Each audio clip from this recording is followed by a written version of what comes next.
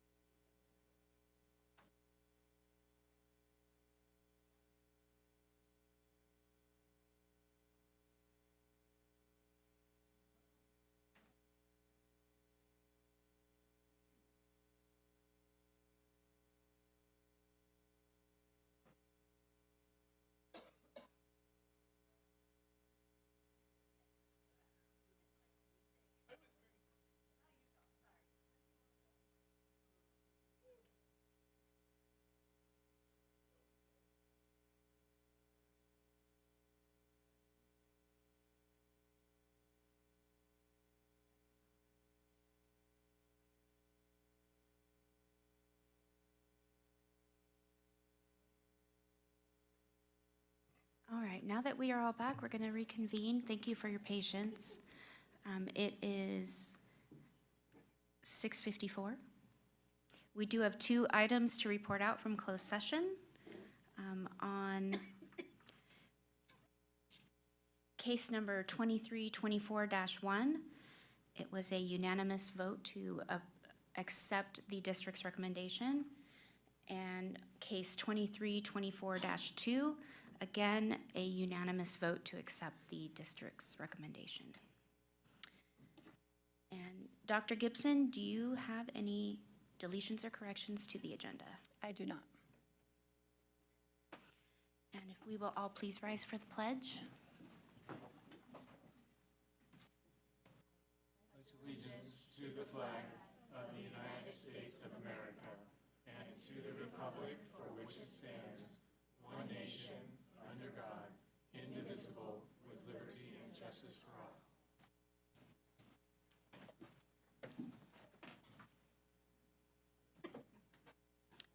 Next on our agenda, we will be swearing in a new student board member. Thank you. So I'm going to have President Burns, I will have you go down to the podium. Peyton, would you like to come up, please? Peyton Patterson will be joining us from Amador High School. Peyton is a sophomore. She plays multiple sports, is a fantastic student.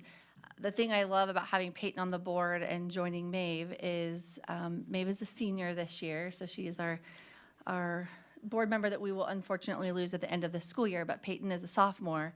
So next year from Argonaut, prior to consolidation, we will have a junior that will join Peyton on the board from Argonaut, which means that the very first year of consolidation, we will have 2 students still with us on the board that transfer over together onto the board from their individual schools on into the consolidated high school as seniors. Then after our first year, then we'll go through the whole process again and get 2 new student board members. So President Burns will let you please swear Peyton in, and then Peyton, you'll be able to join us up at the dais. So I just want you guys to know this is not usually me that does this. Usually Lori does it, but she's sick. So, okay. So the oath is, and I'll do small phrases. So you're going to say your name.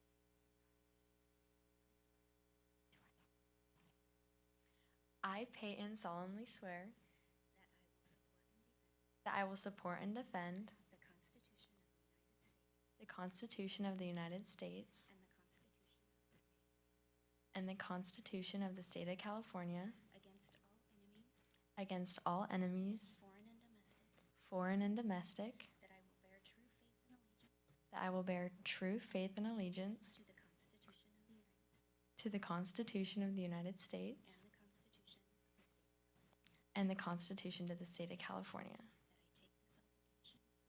That I take this obligation freely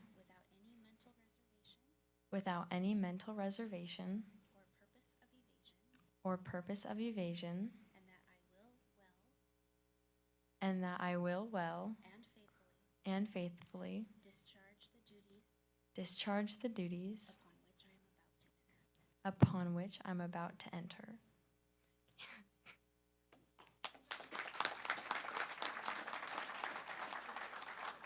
I'm going to have, really quickly, I'm going to have all of the board come down and we'll get a group photo.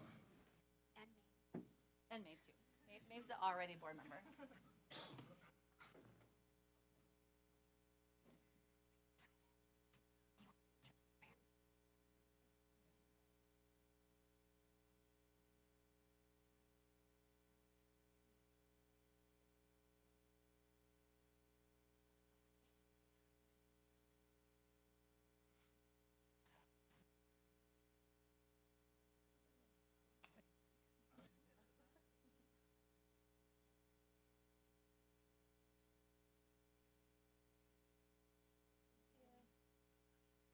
So now you're going to come sit next to me.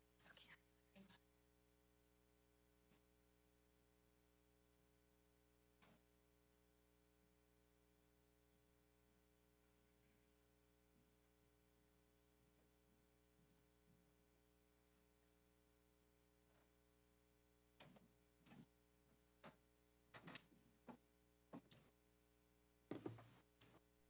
So we are not going to do that for a while now. But I would like to point out that having student board members is not something that every school district does.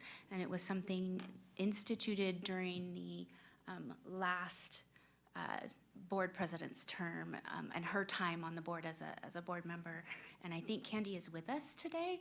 So you can shake her hand and thank her for having student board members. So next on our agenda, we have presentations and recognitions. Pine Grove Elementary will be presenting some challenge coins.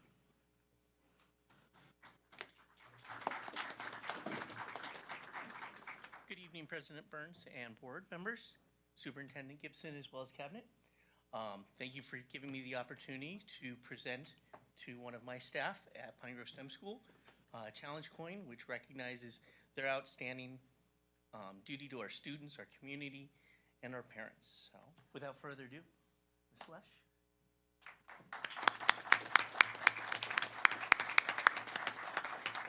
Ms. Lesh is my kindergarten teacher, as well as has helped on our PBIS committees for the last 4 years.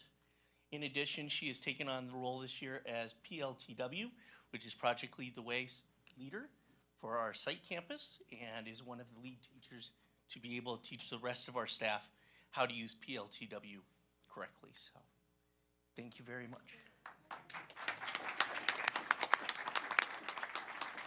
Don't forget to see Haley for a photo. Thank you. Yes. So, Miss Celeste, you remember teaching my daughter, Sydney? And Tori, what is PBIS?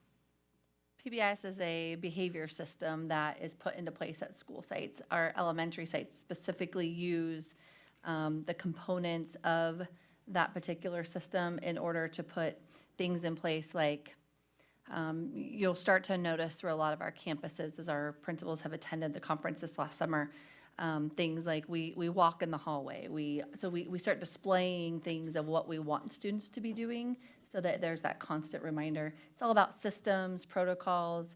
How does a student get referred to the principal's office instead of a teacher handling that? What do those look like? So they're kind of agreements between the principal and the staff as well as with students.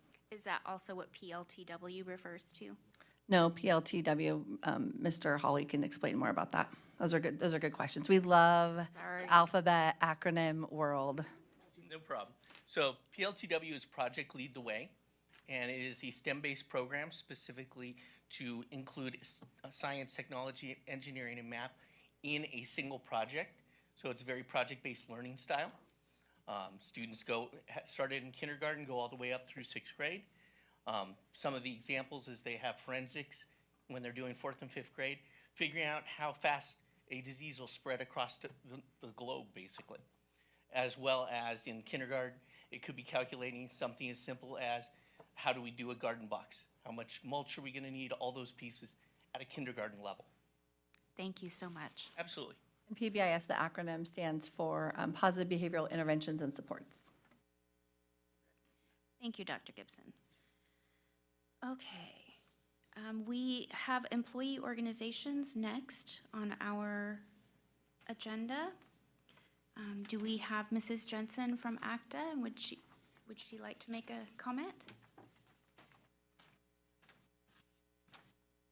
Welcome. Hello. I realize I don't say hello to you. I just come up here and speak, so I'm going to say hi. Hello, board. Hello, Tori. Hello. Hello, cabinet. I'm Jeannie Jensen. You can call me Jeanette sometimes if it's important. My mother taught me well. So I just want to say, ACTA is interested in recognizes the importance in building relationships, to communicate effectively and listen collaboratively, to work together to form positive solutions with integrity and respect, and build the relationship between staff and employer emulates the experience in the classroom and sets the stage for the future work we have before us as we face consolidation. So I am going to put that as in the forefront of my time with you, making sure that I put forward build a great relationship with you all. Thank you. Thank you, Mrs. Jensen.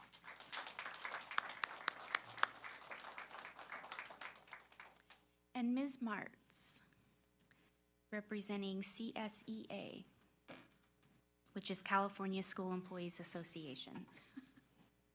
Very good, thank you, Julia. And I represent CSEA Chapter 239, because there is another CSEA Chapter 827. Good evening, board. I thank you so much for letting me be up here tonight. It's nice to see new faces, and congratulations on your appointment. Julia, I spoke to you recently regarding an issue that's happening that concerns 239. I admit that my first thought was to present the school board with facts and information about what went on at the bargaining table and the events that led up to that discussion. I wanted to point fingers and assign blame because I'm angry and I'm upset. I took a breath, and instead, I would rather like to introduce you to a few of my friends and coworkers. Behind me are members of CSEA 239. These are members that are valued employees that keep our schools running. They are the ones that get our students to school and back home again safely. They keep the school safe and clean. They feed our students and help them learn. They keep technology up and running so that schools can function. They pay bills, take attendance, and so much more each and every day. There are some members that wanted to come tonight, but they couldn't because they work second jobs or had to stay home and take care of family. And they expressed their regret that they couldn't be here. The reason I asked my members to come tonight was to let you know who we are and what CSEA 239 stands for. We stand for the right to be respected, and that when a promise is made, that promise needs to be honored. We stand for the right to be treated justly and equally because we work just as hard and are just as valuable as the members of the other 3 bargaining units. We stand for the right for our voices to be heard, not silenced, not discounted, or put on hold. We stand for what is right, for what is fair, and for what is decent. We stand because we believe in working hard and getting things done for the good of our students.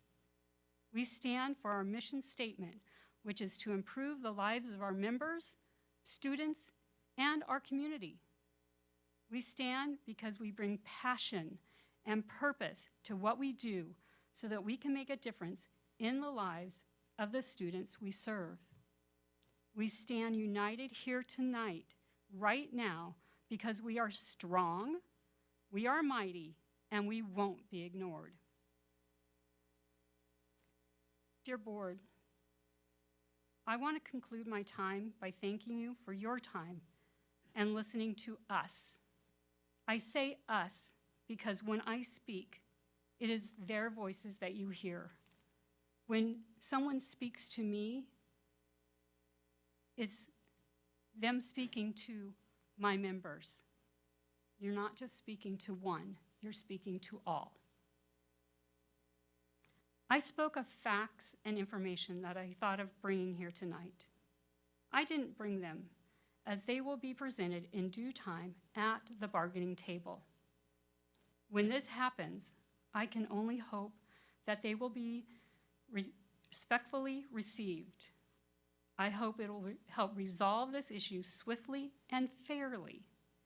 I have always appreciated the ability to work things through during negotiations. Our negotiations have been respectful and productive, and it's CSEA's desire to have it remain that way. I cannot express the gratitude I have for you listening to me tonight. If you have any questions for me, I would love to answer. I know I didn't give you a lot of details, but I want to be respectful too. Thank you, Ms. Martz. Thank you. Board, did you have anything? Any questions for Ms. Martz? No? I am going to make one statement in response, is that the district has been willing, and I have had conversations directly with you, Amy, that the district is more than willing to come to the bargaining table. We never denied that. I have not received a demand to bargain, nor have I received a sunshine request for those items. And as soon as we get those, the district will 100%, within a matter of a week, schedule a bargaining session. The demand for bargain was included in the cease and desist letter that you received. It was included in that. Okay, well, we can talk about that off the record, but we are more than, in fact, we have a bargaining session scheduled, I think, for next Thursday. Is that right, Jared? Yes, next Thursday. Yeah, so we can use that time for this, but the district has never refused to come to the table on this issue. I just want to put that on the record. I have to dispute that because I was told that we would not negotiate this. So I'm not, We cannot legally negotiate something that has not been sunshined or demanded to bargain by law. thank you. Thank you for your time. Thank you, Ms. Martz. Thank you for always taking the time to be here.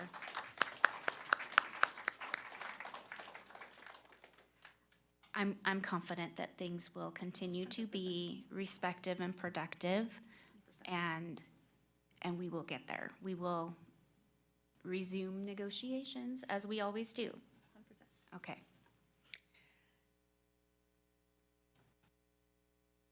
And honestly, it's good that you guys have some disagreements. It means you guys are both looking out for who you're supposed to look out for, so thank you. We are to public comments on non-agenda items. I do have 2 comment cards, but they are related to agenda items. I don't have any comment cards for non-agenda items. So when we get to this item, we will have these 2 speakers come forward. So consent agenda is next. Does anyone have questions or comments on the consent agenda, which includes our minutes, warrants that were issued in the last 2 to 3 weeks? We have an MOU with Amador College Connect from Mrs. Pichette. We have a few overnight field trip requests, and some surplus, some donations, and then current personnel recommendations. Lots of items. Any comments or questions from the dais? No? If there are no comments or questions, it would be appropriate to have a motion.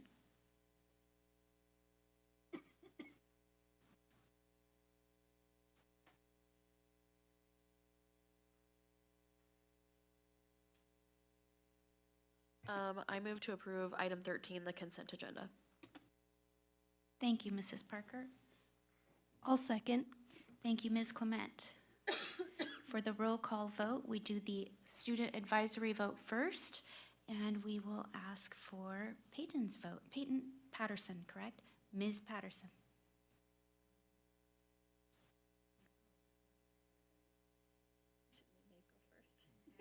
Oh, sorry. It's okay. Kind of goes by junior to senior. Aye. Thank you. Ms. Clement? Yes. Thank you. And Mr. Crow? Yes. Mrs. Parker? Yes. Mr. Marzano? Aye. Mr. Whitaker? Yes. And I'm also a yes. For communications, This is a letter that we received in the last couple days, and it has to do with CDE approving, you'll see it on both the county and the district side, because we're a single, our budgets all kind of, in some ways, get wrapped up together, so they have a different review process. But this is just a confirmation letter saying that our 2023-2024 County Office of Education and School District budgets have been approved. So thank you, Mr. Critchfield. and we get that from the CDE because we're a single, right? Yes, if you're a regular school district, you would get it from the county office. If you're a county office, then you'd get it from the state. So we skip the county office because we are the county office, and it goes straight to the state. Great question. Did you guys have any questions or comments about that? Okay, moving on to discussion action items. 15.1, Data Sharing and Services Agreement, Foundation for California Community Colleges, MOU, Mrs. Pichette. Thank you. This is actually a really exciting one. ACUSD is partnering with the California College Guidance Initiative, or CCGI, to help all students develop a well-informed college and career plan. CCGI is a nonprofit that works with school districts throughout California to ensure that all 6th through 12th grade students in California have access to a systematic baseline of guidance and support as they plan, prepare, and pay for post-secondary education and training. So as a partner with CCGI, ACUSD students also have access to exclusive tools such as four-year academic planner, A to G college subject requirements, college applications, financial aid, and scholarship resources and career exploration. And just as a side note, we have our CTE coordinator, Mr. Gardner here, who is at the forefront of this CCGI MOU initiative, and he is happy to answer any questions that you may have. In looking at this, I'm real glad to see that it's got career readiness and transition. And I was looking at in college in their application process. Is this going to help students apply online for colleges and everything so they can just move everything from their transcripts and everything, it all goes one stop rather than getting a copy here and getting a copy there? Mr. Whitaker, you couldn't have said it better.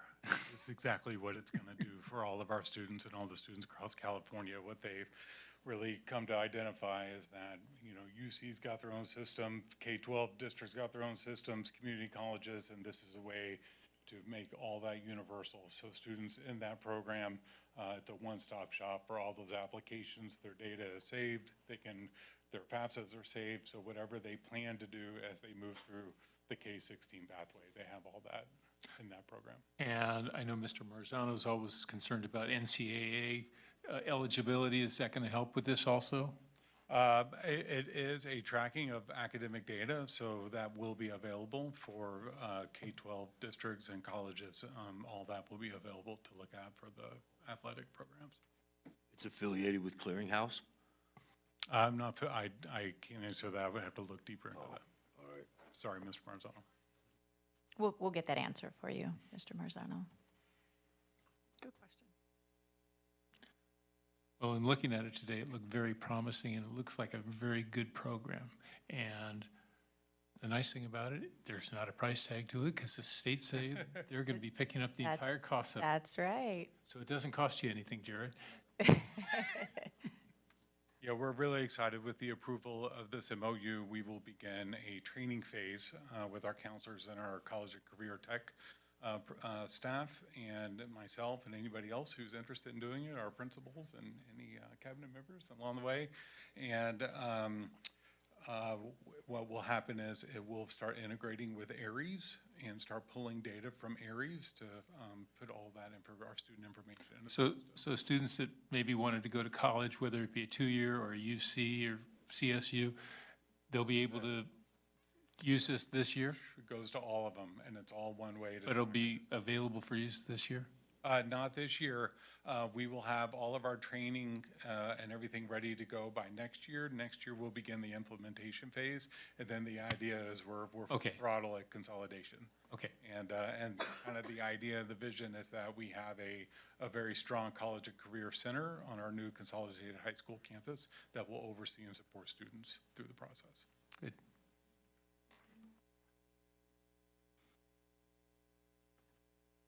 Anything else? Are there any additional questions? I just have a comment. I feel like this is going to be super helpful because as a student who's going through the college application process, it's very overwhelming. And there's like a lot of different moving parts and things that you'll have to like be on top of and keep track of, especially like throughout your high school career, because now that I'm a senior, I'm realizing like, oh my gosh, like I could have done this my freshman or sophomore or junior year, and that would have made a big difference and saved me a lot of time. So I think it'll be super helpful. Thank you, Ms. Clement. Good input, May. Thank you.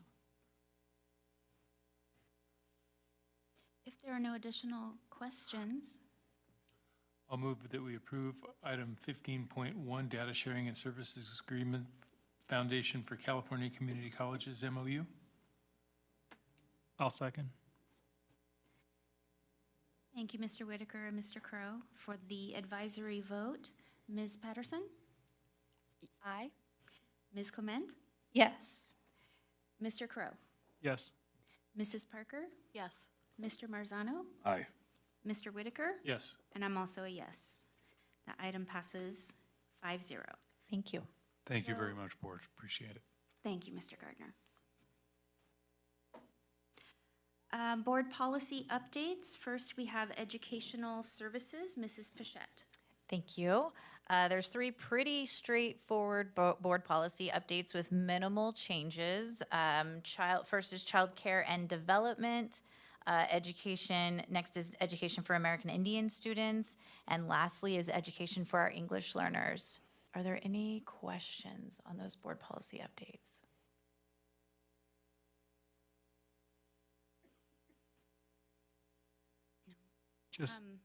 Just curious, where did these stem from something that happened that it needed to be an updated, or is it just a standard update? So you'll see we do this quite a bit, and because laws change, laws are updated, so we have to update our board policy. So, These are standard updates from CSBA. thank you. I just popped open the childcare one, Shane, and see that it's some pretty minor edits. In particular, I see that the COVID reference is removed now. And so, right. Minor changes. All the board policies, I'm going to say 99.99% of the board policy updates that we bring are from CSBA. We do review them, of course, because sometimes there are policies that we say that where districts will have an option of one or two, depending on the type of district that you are. Which sometimes those options come to the board, sometimes they don't. If one doesn't apply to us at all, we'll just make the choice for you. And then the administrative regulations are the behind-the-scene policies that we use as a district that are built out and explained more in depth for how we implement these policies. And those are, the administrative regulations are part of the superintendent's responsibility. So those don't come to the board. If that makes sense. It's pretty rare that we bring a policy forward with a change unless we see something that's really drastic, or if for some reason the board makes that request, or whatever the case may be, on the board policy side.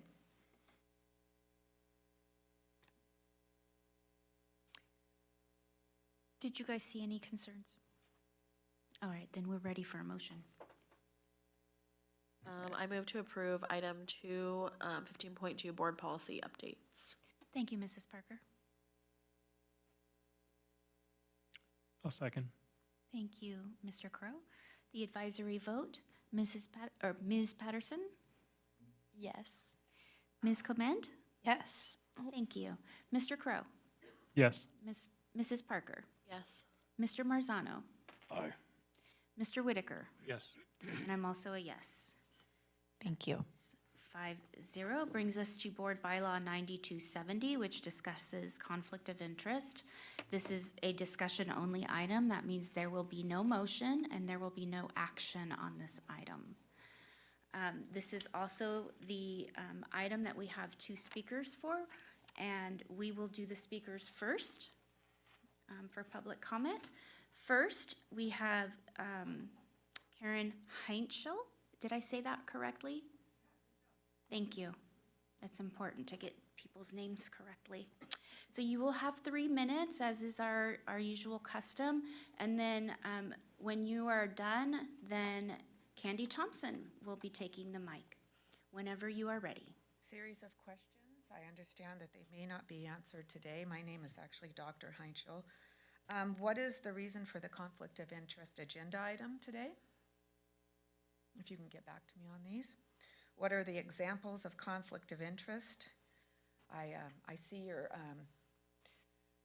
rule of governance. I believe that's what you call your policy. It looks like it was updated in 2018. Do you have a more updated version of that? If you can send that to me, that would be nice. What's your procedure? That's number 3. Can you provide a specific example of the conflict of interest that is driving this agenda item? Guessing you can't, but if you can, that would be great. Is there a current violation of the district's current policy or written procedures? Those are my 5 questions. My 6th question is not really a question, it's a comment. It's too bad that 2/3 audience are gone.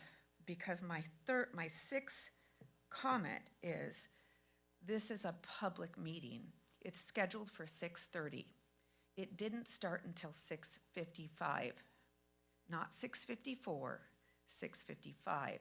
I would hope that the board has a little bit more time management, because there's a lot of people in here who have to get up early and appreciate their time.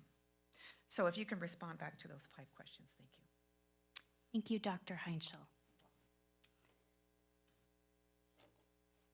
Candy? Mrs. Candy Thompson.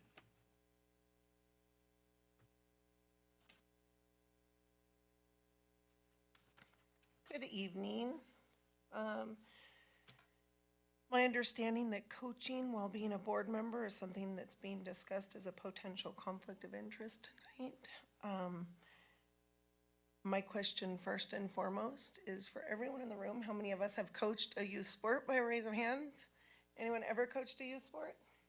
Some of you have? Yeah. Okay, now how many of us have been paid for that?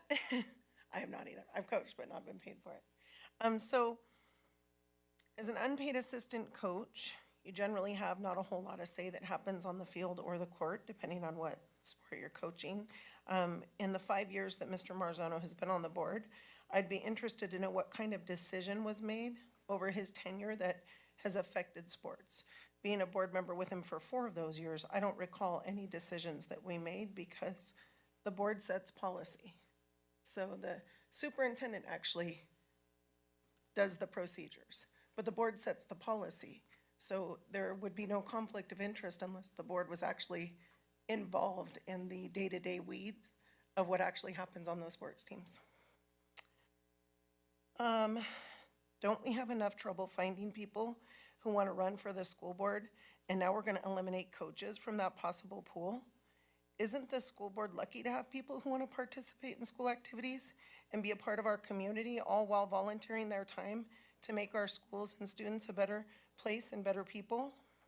Let's not forget that Mr. Marzano was a part of the only coaching staff in the history of Amador County Unified School District that had a team take the state title. If we are talking about conflict of interest, which is what the board policy is, I hope we'll address all conflict of interest on the board. We do have a current sitting board member who has a wife who is a teacher in the district, who's also a union president. Any decision that that gentleman makes about income actually goes in his bank account. So if we're going to talk about conflict of interest, I hope that we're not just honing in on one type. I hope that we are, when we're making a decision, so as a board member, the conflict of interest would be when you're making a decision that benefits you as an individual in your own personal life. So that would be the conflict. So I don't see as being a coach in a district, an assistant coach who really doesn't have one say, and being 1 out of 5 board members who you can do nothing alone on a board as one person, how that would be a conflict. That's it. Thank you, Mrs. Thompson. So moving on to the discussion of the bylaw. I think what we'll do is just start and have everybody make their comments if that is agreeable. Mr. Crow, would you like to go first? Sure. I guess I'll start by the reference regarding myself. It is true, my wife is a teacher. She is a union president. Since I've been on the board, or before I ran for school board, I had asked around whether there would be a conflict, and I was told there wouldn't be, which was one of the reasons why I continued to run. Secondly, if there was any sort of issue that would come up, I would reach out to a superintendent or the president and ask if there was a conflict. And I'm very aware of any kind of issue that could be raised as far as a conflict. And the difference is my role as a board member, I do not have anything to do with the county side as far as the district. And lastly, if I did have any sort of conflict, the special education department would be the top of the tops, and that is, we're working on it, but that's not the case right now. So as far as the conflict regarding coaching, my opinion is that I can't see anyone that, it's very difficult just being one of those and to be a coach and a board member. That's double, I guess, double the focus from the public. And my concern is that if there was a situation where a coach was a subordinate to a paid position and something happened to the head coach where it had to come before the board, then I feel that would cause a conflict. And I guess that's all I have. Thank you, Mr. Crow. Mrs. Parker? Yeah, I think that when it comes to having a conflict of interest on the school board, I think it's safe to say that when you're talking about in the court of public opinion, that everyone up here probably has a conflict of interest. I'm a third-generation Amador High School graduate, yet I also make decisions that affect Argonaut High School as well, and I can say that pretty sure we're all very impartial when it comes to making those choices. When you have a small school district, you're going to have people running for the school district who are also involved in the school district, in children's lives in general, and who have a vested interest in what happens with our school district. One of the main reasons I even ran for the school board was because I saw the other two people who ran for school board, and it raised some major red flags to me because they did not have children in the school district. They did not have a connection to the school district, and this is just my personal opinion. I find it odd for that to happen. If we start telling people that are on the school board that they can't volunteer as coaches, or they may not be able to go into a classroom and volunteer with their children, because or just exist in the community as a parent and not necessarily as a school board member. I have 3 small children and I am a parent first, always. And that is just a fact, and I think that most people who are parents also agree with that.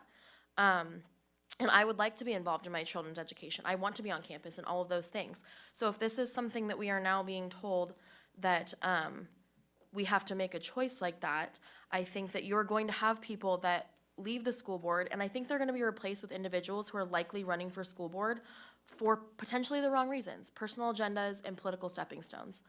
I think that before we really start going down this path, it's really important to consider future consequences and future implications for our students if we continue to do so. We say this only affects 5 people and not being able to do those things. However, I totally disagree, because the 5 people that you are talking about affecting have major ability to change the trajectory of our district and the implications for our students in many, many ways. And that's my opinion. Thank you. Thank you, Mrs. Parker. Ms. Patterson, did you want to make a comment? You don't have to. No, thank you. Ms. Clement? No, thank you. Okay. Mr. Marzano? I don't have too much to say. I have a few questions. Dr. Heinzel actually asked a few of the questions that I had. One of them was, did something happen? What's the situation? Why is this happening? I know in the military, SOPs are created because something happened, and something needs to be created to cover themselves. As Mr. Crow stated, he was given the green light, so to speak, regarding running from the board and no conflict of interest. I too, 5 years ago, when I ran for the board and won, was told there is no conflict of interest by our legal team. I'm baffled on what's happening right now. I actually ran on my campaign 5 years ago that I have no allies or agendas. I'm all about the kids. And I agree with Ms. Kayla that if we start splitting hairs, I think is a term that was used earlier, we're gonna kick ourselves in the butt with people with personal agendas and political agendas and things of that nature. I stand by what I was told by legal. There is no conflict of interest. Thank you, Mr. Marzano. Mr. Whitaker?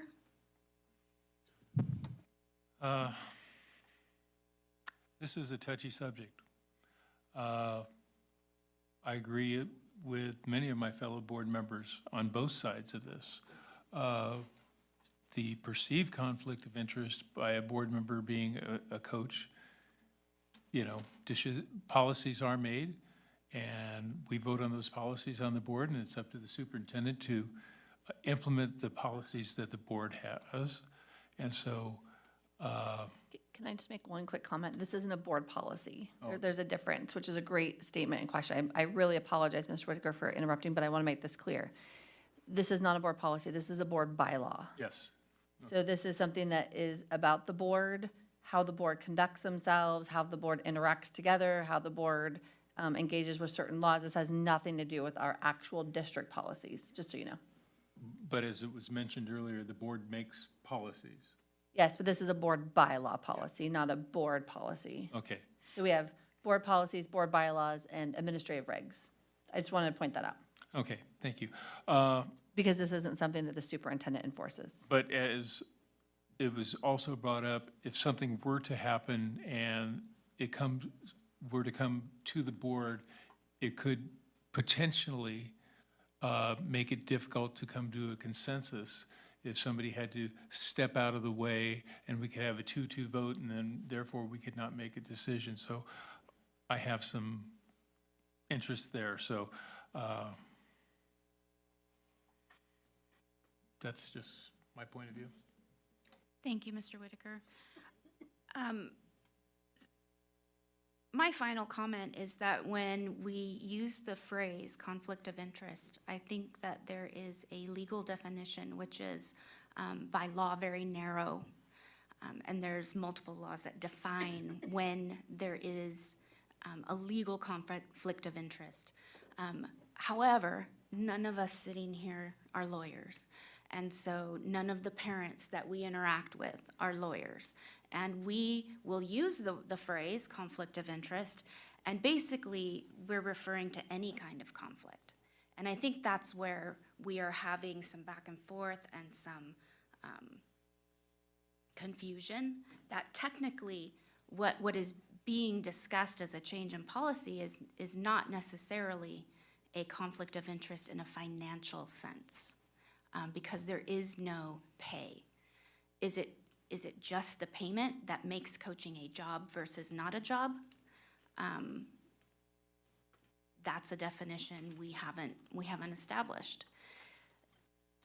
More importantly than are you getting paid is who are you answering to when you're coaching, when you're volunteering? Is it a district employee that is now supervising you, that you have to answer to them? If there is a conflict or a complaint from a parent about a particular coach, who receives that complaint? Who has to deal with that? Do they work for that district employee? Ultimately, when there is a dismissal in the school district, these board members are the governing body to adjudicate that dismissal. You can ask for a hearing, and you make your case to us, and we determine whether or not you are dismissed. So if there is a complaint and someone says, and it is serious, and we have to decide whether or not a coach gets to continue to coach, how is that going to work if that coach is also a board member? That is the discussion. That is the scope of the change. It's very narrow. And the reason we are bringing it up for discussion is to make it public, to get public comment and public input, and so that you understand our perspectives and our discussion.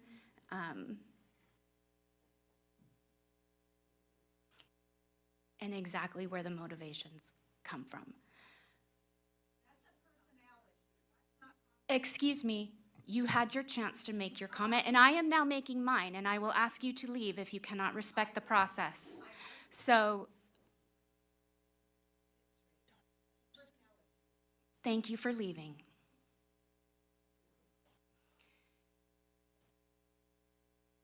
To continue my thought, there are many of us here who have had conflicts of interest, not of a financial sort, but just of an ethical and moral sort.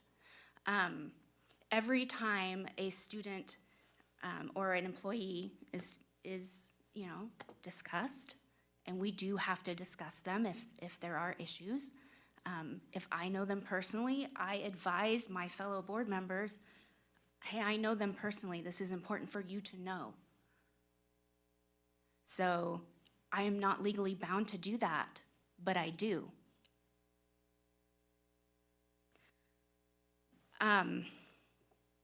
So I'm going to say that sometimes there is a higher way we behave when we are discussing ethics, that we are mindful of who we represent and how we are perceived. That is part of how we do our jobs.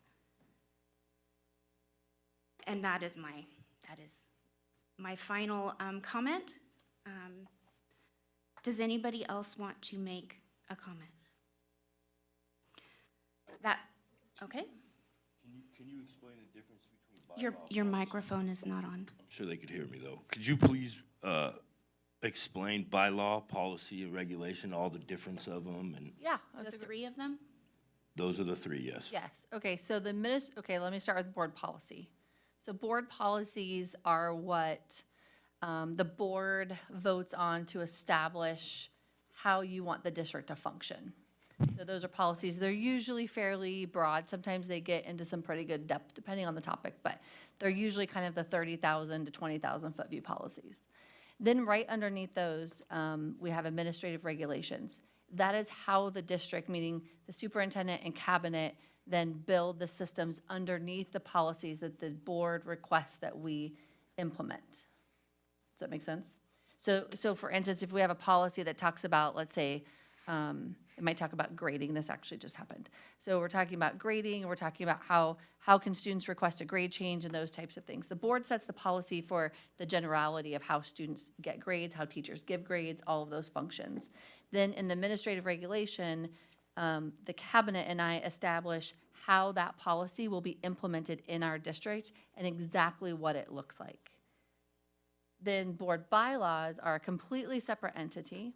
Those are the 9,000s. If you go into our policies, it's all just 9,000s. And those are all, some of them are around particular laws. Some of them are set in stone around how our board wants to operate with each other and those types of things. It also involves our governance handbook, of which we assigned 2 of the board members to work on a committee last spring, and we're almost done with that handbook to bring that forward. And with that is going to bring a change to a bylaw that was changed back then to match the handbook, but doesn't necessarily, it has nothing to do with this policy, this bylaw at all. But it had something to do with a policy that was changed prior to me coming that matched the handbook, but we're making a proposal, or the board members are making a proposal to change that particular item back because it doesn't match CSBA's recommendations. It was something that was made specifically for one board member that used to be on the board, essentially. And so those are policies that you guys set. So I just coordinate those conversations between the 2 board members who do that work. I help do the behind the scenes work, the typing, the formatting, all of those things that my job entails. That governance handbook and that additional bylaw, separate from this one, will come to the board hopefully the next board meeting for approval, so that then we will have an updated handbook. So this is, correct me if I'm wrong, we're taking this from CSBA, correct? Yes, all these bylaws usually come from CSBA. When was the last time that this bylaw was revised, looked at? It was, let me just, give me just one quick second. What number is that? 9270. I have to go into the system. That's the adoption date, 92 what? 9270. 9270 is, and when you look on the screen, if you go into our policies under 9,000, in one of the columns, you're gonna see a BB instead of a BP or an AR. That's why you know it's a board bylaw. Let's see, this one was, give me just a second. Yeah, I think most of these were all 2018, but let me I can go into the system here and give you a little bit more detail. Hold on. So then I heard you, Mr. Critchfield. So then my next question is, Originally, what's- adoption date was 18. so that's the adoption date from CSBA, From this board. from not this board? This board. 2019, this board? This board adopted it 5/9 of 2018. That's our adoption I date. think what James is saying is this board, meaning the people up here, it was adopted by the Unified School District and the County Office of Education I Board. can ask my question correctly Okay. myself, thank you. So these 5 members were not the ones that adopted this, correct? Whoever was on the board at the time, that's a great question. Whoever's on the board at the time on May the 9th, 2018 is who adopted this. And I'd have to go back to look at notes to see if it was unanimous but obviously it was at least 3 people who voted yes. Was there an actual reason for it to be adopted in 2018? And then my follow-up question is there a reason? What is the reason that this is being looked at right now? I can answer to the adoption date. My assumption is that there was probably an update from CSBA at that time. A lot of our policies, for other reasons, were changed or updated in 2018. And those policies are changed and updated at different times because it fits our district? Or because I can't answer, CSBA I wasn't says so, here. Oh, Yeah, I wasn't here then, so I don't know why this policy was updated then, unfortunately. okay. I'd be happy to pull minutes if you'd like us to. I'm just It's a good question, trying I to just don't have the answer. get my mind clear. And maybe anybody else that's thinking the same thing or the same way that I think. So what is the reason that this is being looked at today? Do we know? I think we all know. We got an email from a parent complaining that there was a conflict of interest by having a coach who was also a board member. Is that the only complaint in my 5 years that I've been a board member and a coach? I wouldn't know. I've only been a board member for 2 years. How about your 2? But I thought it was 3. I'm in my 3rd year. You are correct. Okay. Yes. I wouldn't know that answer. I would have to find out. Ms. Gibson, is there any other complaints that have happened regarding this situation and this bylaw and me? Not since my time, no. Okay.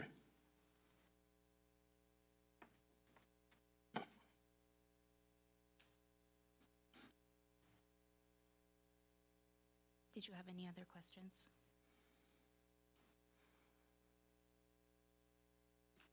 Did No, anyone? not at this time. Thank you, Mr. Marzano. Did anyone else have any additional questions? I have a couple things. Is there anything that we could look at what the standard policy is for other districts? Is that available, or is there any way we can get that what's the norm? Sure, I can pull those. 9270. I'll pull an array, just a kind of a variety. We have districts that we pull job descriptions and different things from pretty regularly. And we use a lot of their already done items. So I'll pull just kind of an array of those. I can bring those back to the next meeting. Okay. The other thing I wanted to add that I forgot was with my wife being a teacher, because of my position on the board, she does not have the ability to get promoted or advance in any way while I'm on the board. So it's, there's no ability for her to receive any type of advantage because her husband's on the board. So I just wanted to point that out.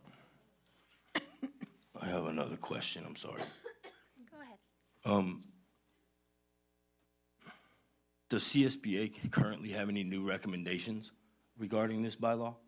I can check that too. I don't I'm sorry, I don't believe so, but I can look at the CSBA samples. And then, being on the board for 5 years, I've never seen this, but I'd like to ask this question based on your last statement, Dr. Gibson, is do we customarily tailor board bylaw because of board members? Is that like what we do?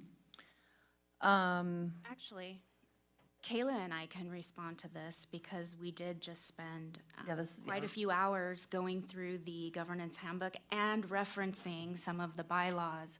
And we did do a side-by-side comparison of at least one bylaw, I can't remember the number, where we took the CSBA sample and put it right next to our bylaw and noted where ours was different, because clearly it had been adopted with specific changes in response to whatever was happening at that time. And we were opting to go back to the sample language that we felt that it was no longer appropriate or necessary to have the more restrictive version of the bylaw. Yeah, I will say that there was quite a few items in the previous handbook that were very clearly made out to be for specific situations from previous boards and such, and we did make changes to make this very universal, if that's the correct word, to where I do not think that it is best practice to be changing bylaws based on one individual person in a board. And I think that we did change that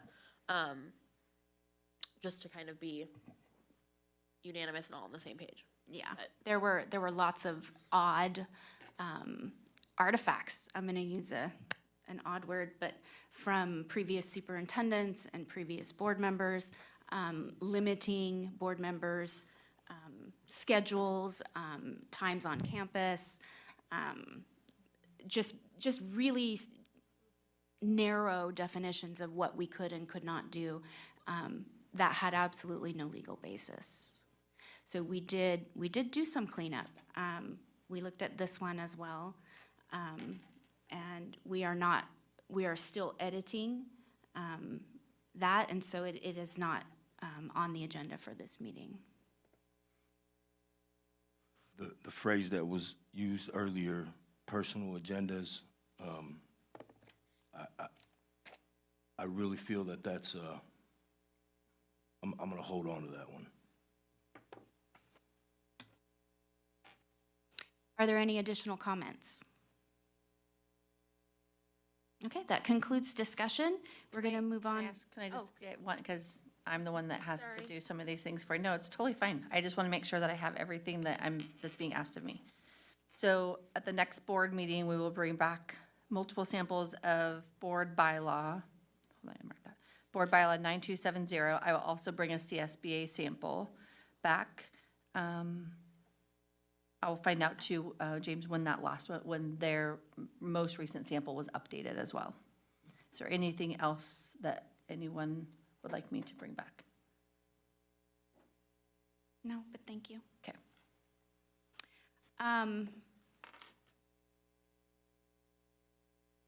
We're moving on to reports.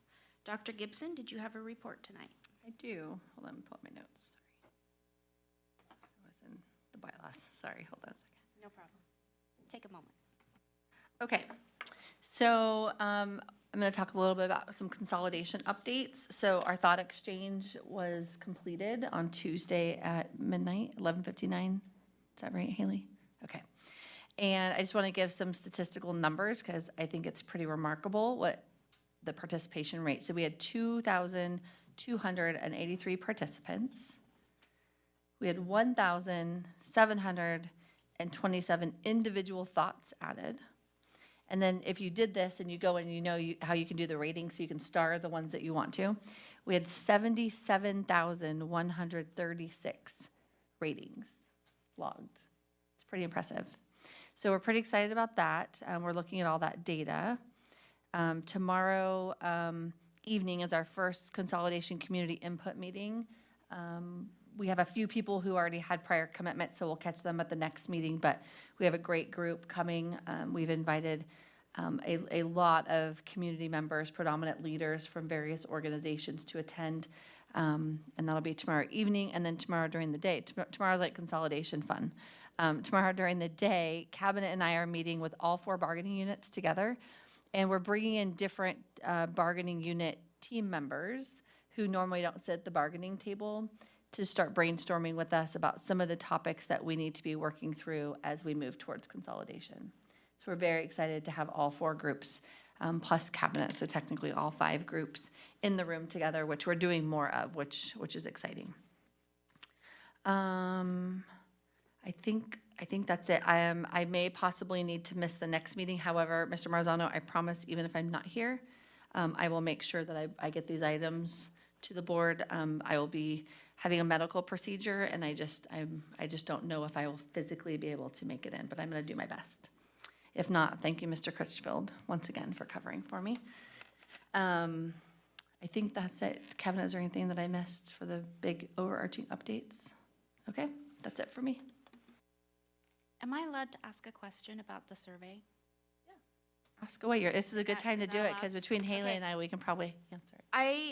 I was asked several times about the naming and whether it absolutely was not going to be allowed to have, if the community wanted it, to have it be Argonaut or Amador as one of the options.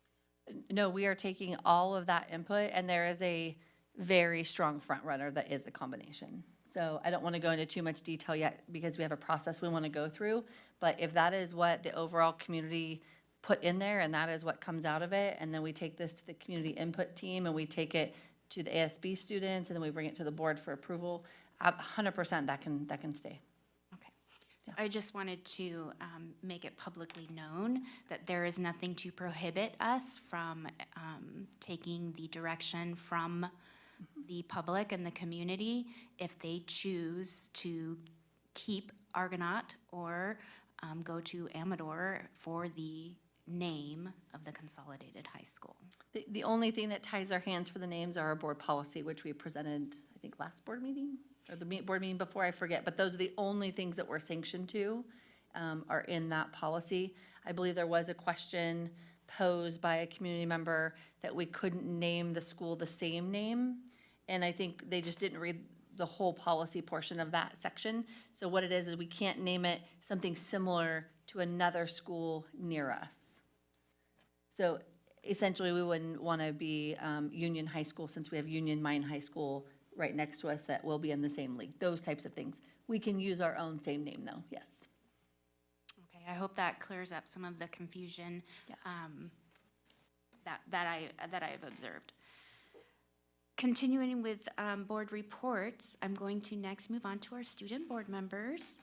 I'm going to ask Ms. Clement to go first so that you can see what she does, okay? I'm just pulling up my notes real quick. Thank you. Well, first I'll start off by saying I'm happy to be back on the board, and I'm excited for another year of learning new things and being a part of the school board. So we've had a really great start to the school year. On our campus, we have a lot of new staff. We have a new principal, a new bookkeeper, and a bunch of new teachers. So it's been really nice to get to know them, and they've all been bringing a lot of positive energy to the Argonaut campus. So it's been super, super fun. We had freshman orientation at the beginning of the school year, as well as our first day of school rally, which went well.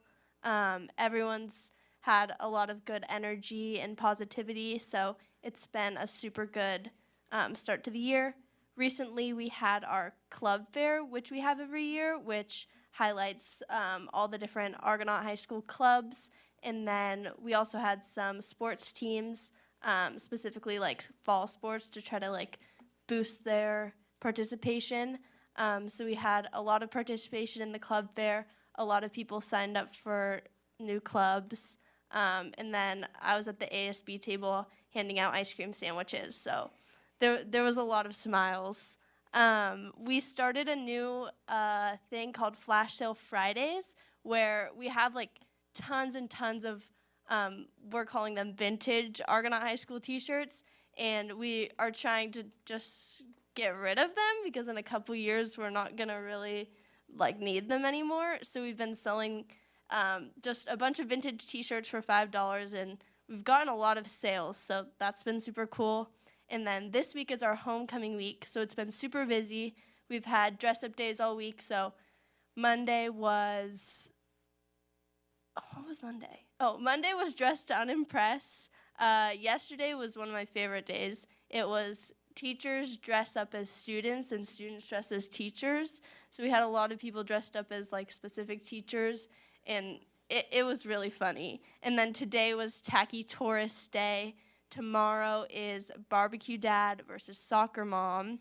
And then Friday is Olympics because the theme for our homecoming dance is a night in Greece. So we wanted to kind of tie it into Greece. So we were thinking like the Olympics originated in Greece. So everyone will be dressed up in like athletic clothes, medals, championship stuff. That was kind of our idea behind that. So everyone's super excited. It's been a very energetic week, so I'm very excited for the rest of it. But yeah, that's all I have to report on. You always have such comprehensive reports, and I always enjoy hearing them. Thank you. Did you want to give it a go? All right. Hi, my name is Peyton. I am the new school board representative. As Ms. Gibson was saying earlier, I do play 3 sports, and I have 2 other siblings that attend Amador High School. For our student body update, we had a really, really strong student participation with our past, like a homecoming week, because we had it this previous week. And we had, like, our new policy that our school has been doing has been no cell phones, like, outside of classroom during class time. So our teachers will have, like, a jail box or like a phone jail, so you have to put your phone in like a little box before, like when you leave the classroom. And last year it was kind of a thing, but like nobody really like did it, and this year they've like really started to like do it, so that's a really good plus for the students. And the all period Wednesdays, so instead of like this year we have like 2 A days and 2 B days a week, and then on Wednesdays we have all 8 periods. And my personal opinion, it can be really overwhelming because some of my teachers assign homework and work on like on a Wednesday that's due the next Thursday. So it's really overwhelming to like have to go home that night and get all that homework done and all that work done that night to be due the next day. But a really good positive having like the all period or getting to see every single teacher on a Wednesday is that you get to see them another time in that week and you can do a recap on everything. And it's a really good like building of relationships between the student and teacher. And that's all I have for the student body. But for our sports, football won our homecoming game, so that was a big plus. Volleyball, we had a tournament in Sacramento, and we got first in our bracket. And water polo has a new program going for them, and it's going really good. I've talked to a couple of their players, and they are really enjoying it. Cross country had their first meet at series, and it went super well for them. They had a lot of fun. And golf is excelling in a lot of their matches. We also had a club fair this past week on Friday, and we had 15 participating clubs and 3 new clubs that were like new this year. And it was a really good because we had a ton of students participating in everything, and it was just really good for everyone to like be a part of it because it also tied in with like our homecoming rally, which was an ASB event. And our homecoming theme was Wizard of Oz, and our like play on words was it's no place like homecoming, because like there's no place like Amador, like no place like home. And on Friday we had our homecoming game, and we had booths set up all along Amador's like football field, and it went really good. The seniors won like the competition, which is a little frustrating for all of us, but they did a really good job. The Blue Crew at the game had a really good positive. They did really good cheering for our teams and supporting everyone. We had, like, to tie in with the club fair and the lunch rally, we had like a ton of food vendors come down to our extended lunch, and they did like we had like pinkberry Jamba Juice, we had a taco truck, and they just like helped like hype up the whole event. And then we had games for our teachers and staff and students, and they like competed. And like one of the examples was a water balloon toss, and they had to do like all these crazy like tosses, like football hikes and like football throws, and it was crazy. And the teachers ended up winning, which was super surprising, but they did win. And on Friday night, we crowned our homecoming king and queen. So I wanted to say congratulations to Angela and Isabella Reagan because they were our crowned king and queen. And I want to say thank you for your time, and go Buffs. Thank you, Kelsey. I wanted to say Kelsey. Thank you, Peyton. Mr. Crow, did you have a board report? Nothing to report, thank you. Mrs. Parker? No. Mr. Marzano? I don't have a report. Mr. Whitaker? No report. I don't have a board report, but I just want to comment how much I enjoyed the student board member reports, hearing them talk about the homecoming festivities. I would encourage the community to, Amador's homecoming is done, but Argonaut's homecoming is coming up, and you don't want to miss it. I would definitely encourage you to get out and see how the kids celebrate. The schools do it differently, and you don't have many chances to see how they do. So don't let the opportunity pass you by, and I hope you have a great homecoming festivity week. Of course. I forgot to mention it, but on Friday, this Friday, because it's our homecoming day, we have a homecoming breakfast in the morning where we the teachers help make pancakes and eggs and all this food. So you guys are all invited to come if you want pancakes and eggs and a yummy breakfast. All of Cabinet will be there. Perfect. What time? I think we start serving food at 8:15 and we'll probably be finished around 9:30. So 8:15 Friday morning? Yes. Excellent. Perfect. Thank you. That was a good added comment. Our next Amador County Unified School District regular meeting is Wednesday, October 11th, 2023, tentatively scheduled to be held at the Amador County Administration Building here. Open session will hopefully start on time at 6:30 p.m. And with that, we are adjourned. Do you guys want to roll right into the county meeting? Do you need a quick break? We are going to take a break. We'll be back in 5. Thank you.